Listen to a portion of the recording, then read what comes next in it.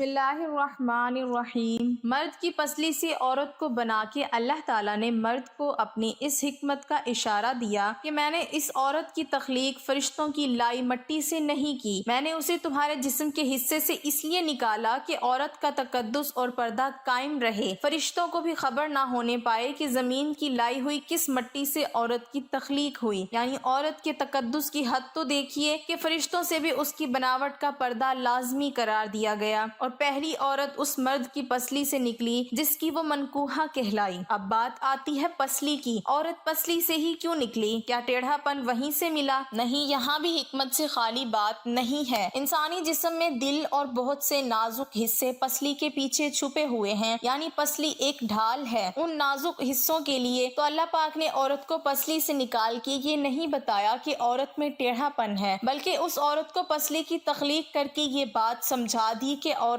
وقت بڑھنے پہ ڈھال بھی بن سکتی ہے۔ حضور پاک صلی اللہ علیہ وسلم صحابہ کی محفل میں جلوہ فرما تھے کہ ایک شخص حاضر ہوا اور عرض کرنے لگا، یا رسول اللہ صلی اللہ علیہ وسلم، کوئی ایسا مومن بھی ہے جو جہنم میں رہے گا؟ حضور پاک صلی اللہ علیہ وسلم فرمانے لگے، ہاں، ایک شخص ایسا ہوگا جو جہنم کی گہرائی میں 1000 سال رہے گا اور مسلسل اونچی آواز میں پکارتا رہے گا، یا حنان یا منان۔ ایک دن اس قدر اونچی بلند آواز سے ہی یا حنان یا منان کہے گا کہ حضرت جبرائیل علیہ السلام جہنم کے قریب سے گزرتے ہوئے اسے سن لیں گے۔ حضرت جبرائیل علیہ السلام حیران ہوں گے کہ یہ کیسی عجیب بات ہے کہ کوئی مسلسل یا حنان یا منان پکار رہا ہے۔ حضرت جبرائیل علیہ السلام عرش کے سامنے حاضر ہوں گے اور سر سجدے میں رکھ کر خدا کی تسبیح بیان کریں گے۔ اللہ فرمائے گا، اے جبرائیل علیہ السلام سر اٹھاؤ۔ جیسے ہی حضرت جبرائیل علیہ السلام سر اٹھائیں گے تو اللہ فرمائے گا کہ بتاؤ جبرائیل علیہ السلام، کیا عجیب دیکھا آج تم نے؟ حضرت جبرائیل علیہ السلام عرض کریں گے، اے ہمارے رب، میں نے جہنم سے آتی ہوئی ایک آواز سنی ہے جو کہ گہرے گڑھے سے لگ رہی تھی، کوئی پکار رہا تھا، یا حنان یا منان۔ اللہ فرمائے گا، اے جبرائیل علیہ السلام، جہنم کی دور کا مالک کے پاس جاؤ اور اسے کہو کہ جو بندہ یا حنان یا منان کی صدا لگا رہا ہے اسے جہنم سے نکال کر تمہارے حوالے کر دے، پھر اسے میرے پاس لے آؤ۔ حضرت جبرائیل علیہ السلام جہنم کے دروازے پر تشریف لے جائیں گے، دروازے پر دستک دیں گے، مالک باہر آئیں گے۔ حضرت جبرائیل علیہ السلام انہیں اللہ پاک کا حکم سنائیں گے، حکم سن کر مالک جہنم کے اندر جائیں گے۔ حضرت محمد صلی اللہ علیہ وسلم نے فرمایا، جیسے ماں اپنے بچے کو پہچانتی ہے، مالک ایسے جہنم کو پہچانتے ہیں۔ اس کے باوجود آپ یا حنان یا منان کہنے والے شخص کو تلاش نہیں کر پائیں گے۔ باہر تشریف لائیں گے، حضرت جبرائیل علیہ السلام سے عرض کریں گے، اے جبرائیل، جہنم نے گہرا سانس لیا ہے، اس لیے کون سی چیز پتھر ہے، کون سی چیز لوہا ہے اور کون انسان ہے، اس کی پہچان نہیں ہو رہی۔ حضرت جبرائیل علیہ السلام پھر اللہ کی بارگاہ میں سجدہ کریں گے۔ اللہ پاک ارشاد فرمائے گا، اے جبرائیل علیہ السلام سر اٹھاؤ، تم یا حنان یا منان کہنے والے کو کیوں نہیں لائے؟ جبرائیل علیہ السلام عرض کریں گے، مولا دور کا جہنم مالک نے بھی معذرت کر لی ہے، کہتے ہیں جہنم نے گہری سانس لی ہے، اس وجہ سے پتھر، لوہے اور انسان کے درمیان کوئی فرق نہیں بچا ہے، تو یہ سب جل کر کوئلہ بن چکے ہیں، کسی چیز کی پہچان نہیں ہو پا رہی۔ اللہ فرمائے گا، جبرائیل مالک سے کہو میرا بندہ جہنم کے فلاں گڑھے میں فلاں کونے میں اس حالت میں پڑا ہوا ہے۔ حضرت جبرائیل علیہ السلام جہنم کے دروازے پر جائیں گے اور حضرت مالک کو یا حنان یا منان پکارنے والے کا پتہ بتائیں گے۔ حضرت مالک جہنم کے اندر جائیں گے اور دیکھیں گے ایک شخص ہے، اس کے پاؤں اس کی پیشانی کے ساتھ اور اس کے ہاتھ گردن کے ساتھ بندھے ہوئے ہیں اور جہنم کے سانپ بچھو اس کے ساتھ لپٹے ہوئے ہیں۔ مالک اس کی زنجیریں توڑ دیں گے اور جہنم سے نکال کر حضرت جبرائیل علیہ السلام کے حوالے کر دیں گے۔ حضرت جبرائیل علیہ السلام اسے عرش الہی کے سامنے لے کر حاضر ہوں گے، سر سجدے میں رکھیں گے۔ اللہ پاک فرمائے گا، جبرائیل علیہ السلام سر اٹھاؤ۔ جبرائیل علیہ السلام سر اٹھائیں گے۔ اللہ پاک اس بندے سے فرمائے گا، اے بندے، کیا میں نے تیری بہترین تخلیق نہیں کی تھی؟ کیا میں نے تیری طرف رسول نہیں بھیجے تھے؟ کیا میرے رسولوں نے تمہیں میری کتاب نہیں سنائی تھی؟ کیا میرے رسولوں نے تمہیں نیکی کا حکم نہیں دیا تھا؟ کیا تجھے برائی سے منع نہیں کیا تھا؟ وہ بندہ ساری باتوں کو مانے گا، اقرار کرے گا، یا اللہ تو نے میری بہت اعلیٰ تخلیق فرمائی، تیرے رسول بھی تشریف لائے اور انہوں نے تیرے احکام بھی سنائے۔ اللہ پاک فرمائے گا، فلاں فلاں گناہ